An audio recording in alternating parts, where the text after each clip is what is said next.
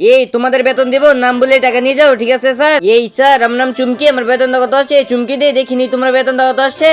এই চুমকি যে তোমার বেতন মনে হয় 1 লাখ টাকা আছে, ধরো তোমার টাকা। এই স্যার, আমি একা মানুষ, এতগুলো টাকা কিনবো, এখানে 30,000 টাকা আছে, আপনি রেখে দেন, আপনাকে খুশি মনে দিলাম। এই চুমকি, তোমাকে ধন্যবাদ, ঠিক আছে স্যার। এই স্যার, আমার নাম মিলি, আমার বেতন কত আছে? মিলি যে তোমার বেতন মনে হয় 1 লাখ টাকা আছে, ধরো তোমার টাকা।